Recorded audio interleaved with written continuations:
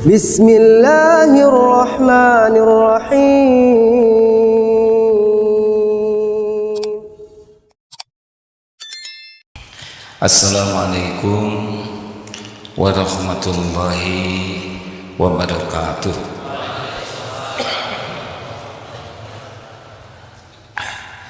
Alhamdulillahi rabbil alamin alladzi khalaqal mauta wal hayata liyabluwakum ayyukum ahsanu amala wa huwal azizul ghafur.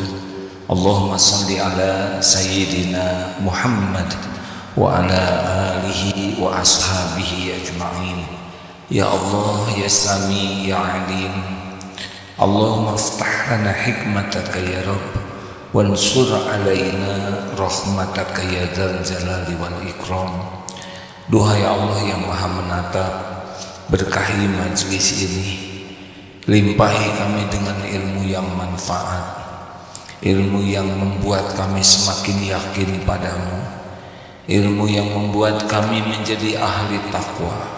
Allahumma inna nas'alukal huda wat tuqa wal afafa wal ghina. Ya Allah, karuniakan kepada kami mohon kepadamu petunjukmu, ketakwaan, terpelihara dan kecukupan. Amin ya Allah ya Rabbal alamin. Amin. Alhamdulillah.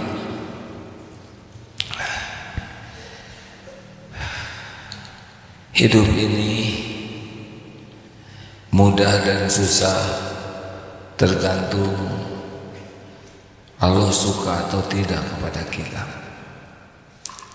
Hidup ini sepenuhnya ujian, kesenangan dan kesusahan. Yang sukses adalah yang makin dekat dengan Allah. Berikut ini ada beberapa hadis yang sangat penting, karena kita sering sekali berusaha taat, tapi kita sulit untuk merasakan nikmatnya ma'rifat. Tidak ada satupun di antara kita yang mau disebut pecinta dunia, budak dunia. Karena kita tahu itu sebutan yang jelek. Yang bagus itu adalah hamba Allah, bukan hamba dunia. Tapi kita belum tentu serius untuk mempelajari apakah diri kita pecinta dunia atau bukan. Kita harus tahu ciri-cirinya. Tapi sebelumnya berikut ini dibacakan beberapa hadis Rasulullah SAW. Hadis riwayat Abu Daud dan Imam Ahmad. Ini hadis sahih. Saya baca terjemahnya.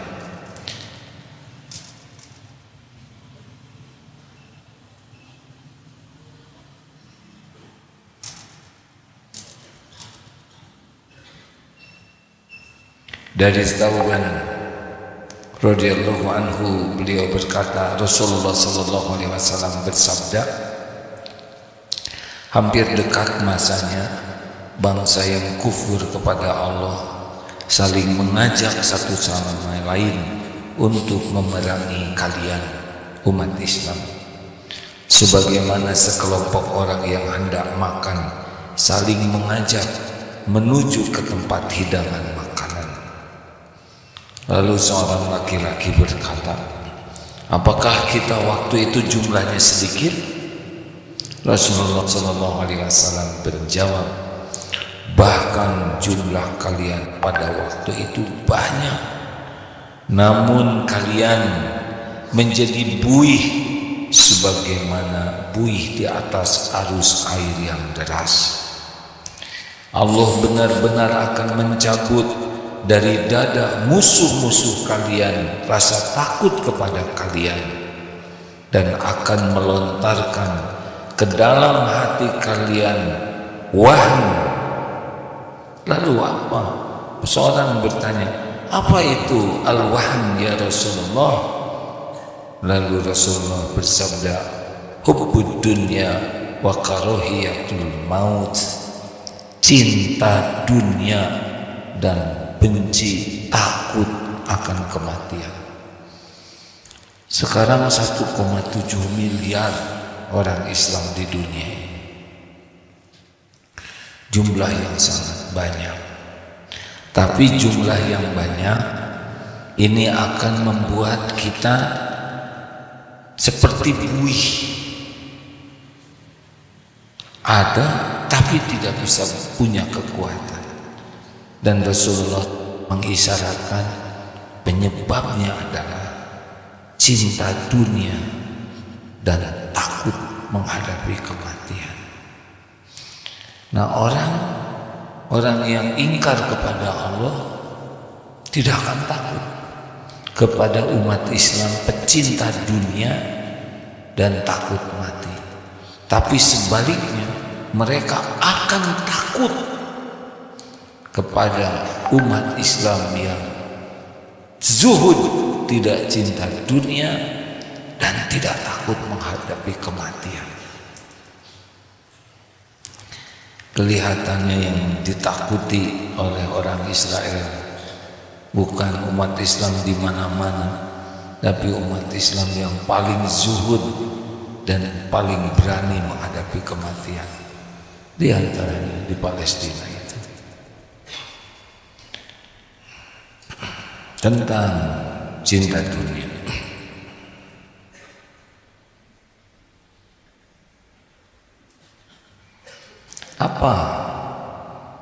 Apa ciri khas pecinta dunia menuyut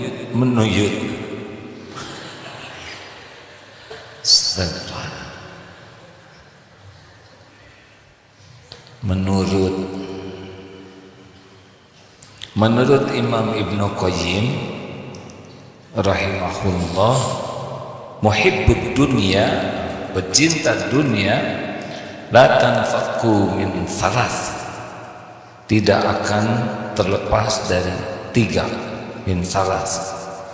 1, hammun lazimun, jadi pecinta dunia itu GTA, galau tiada akhir,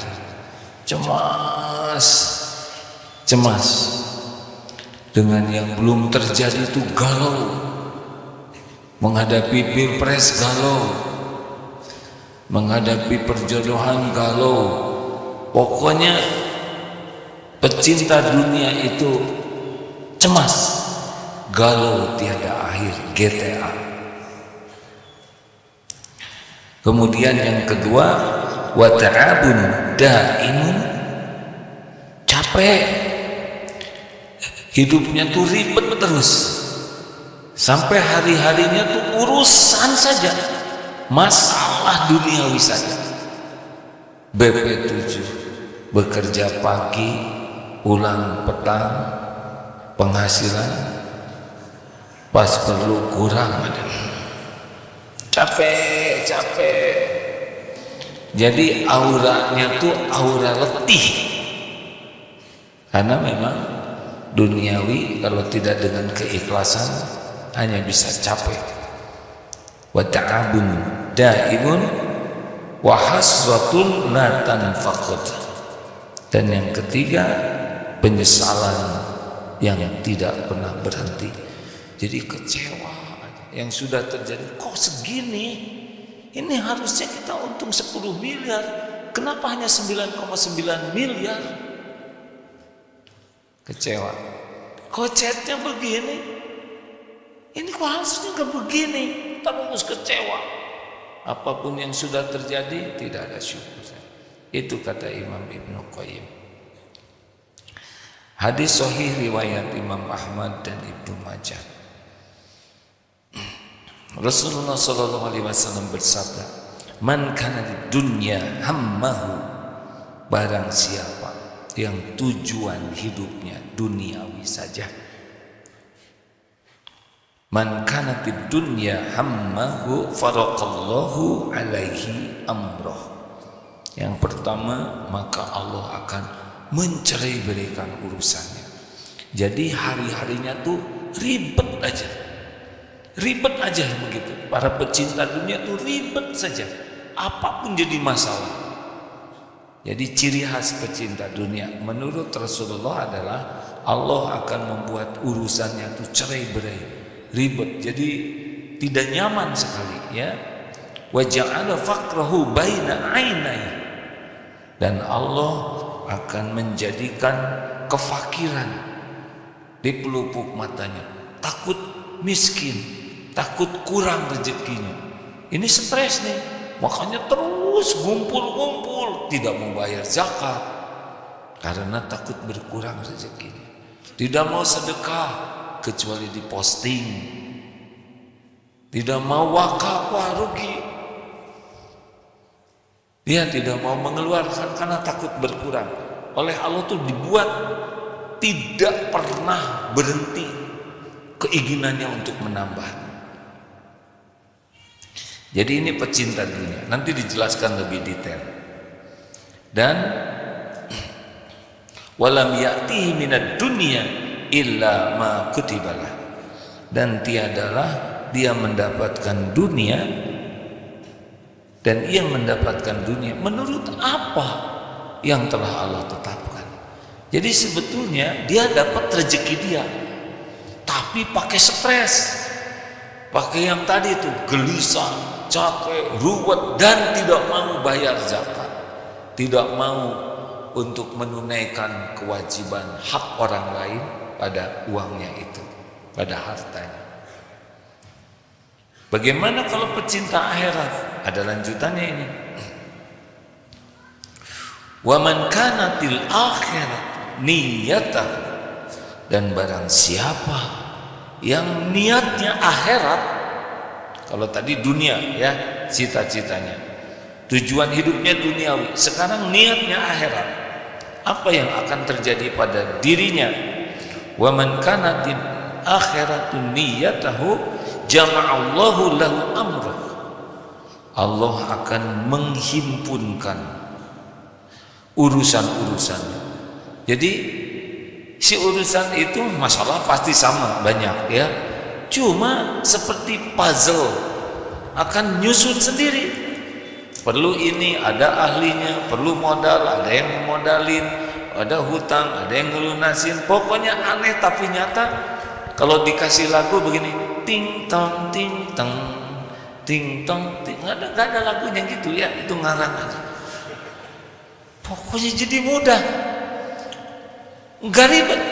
Masalah bisa berat, masalah bisa pelik, tapi ada saja jalannya, ada sendiri. Luar biasa ini, karena semua masalah ada dalam genggaman Allah. Kita perlu keahlian apa, nanti Allah datangkan. Ingin ahli keuangan, datang. Kita udah punya produk, pengen ada yang beli, didatangkan pembelinya. Produk berkembang, ingin modal, ada yang nitip modal. Pokoknya jadi mudah urusan itu, nggak pakai ribet. Bisnis, kerja, jadi pejabat, cuma nggak ribet. Oleh Allah dibuat urusannya. Dan selanjutnya, wa ja'ala ghinahu fi qalbi, dan Allah menjadikan kaya di hatinya. Nggak ada minta-minta, nggak ada ngarep-ngarep, nggak ada korupsi, tidak ada minta-minta ke orang, tidak ribet dengan yang belum ada, puas dengan yang ada. Puas, punya motor udah nggak ribet dengan motor baru, puas dengan motor yang ada. Punya sepeda, nah ini beratnya ya, senang dengan sepeda, tapi mensyukuri yang ada. Walaupun mungkin ingin yang lain, tapi tetap tidak pernah kecewa dengan yang ada. Puas. Jadi tidak diperbudak keinginan, tidak diperbudak oleh yang belum ada. Tapi nanti kalau diperlukan akan ada. Kan ada yang bertanya, kalau orang qanaah nanti gimana kita majunya? Justru karena puas itu bersyukur. La in syakartum la adzi, dan ditambah oleh Allah. Tidak harus selalu ingin kalau Allah mau ngasih itu, hadirin. Allah tahu kita memerlukannya, kita nggak ingin, kita nahan, datang dia. Yang enak tuh begitu, kita puas dengan yang ada, tapi Allah nambah. Yang apes itu adalah tidak puas dengan yang ada dan tidak nambah-nambah. Yang paling getir dalam hidup adalah menginginkan sesuatu yang Allah tidak akan ngasih kepada dia, pasti tidak ada. Jangan risau ya, Allah tahu keperluan kita lebih tahu dari kita sendiri. Jangan rewel. Allah tahu tentang keperluan kita, lebih tahu daripada kita. Dan Allah tahu kapan waktu yang paling pas. Ketika kita diberi, pas kita sedang perlu, dan syukurnya luar biasa. Kalau orang dikasih sedang tidak perlu, kurang bersyukur.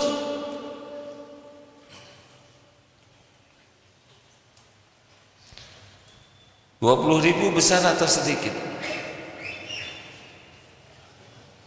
Kasih 20.000 kepada orang yang punya 100 juta, begitu. Kasih 20.000 sama yang tidak punya uang, alhamdulillah. Yang Allah sukai adalah ucapan alhamdulillah. Jadi Allah tahu kapan ngasih kepada kita yang membuat kita bisa bersyukur. Dan wa atathu dunya wa hiya raghimah, dan dunia ini akan mendatanginya dalam keadaan hina. Nah, ini pilihan. Mau kita ngejar-ngejar dunia sampai menderita, ribet terus, tapi yang datang jatah kita, atau kita benar-benar menikmati bekerja itu jadi amal soleh dan urusannya jadi bagus, hatinya tidak pernah merasa kurang, dan dunia datang sendiri. Pilih. Sudah pasti pilih yang kedua lah, ya kan? Saya bantu aja, dari wajah saudara udah jelas. Jadi saya milih mau yang kedua. Apa syaratnya? Cita-citanya, niatnya adalah akhirat. Walaupun kita di dunia, niatnya adalah untuk akhirat. Bukankah kita harus bermanfaat? Ya, kita bermanfaat, niat untuk akhirat.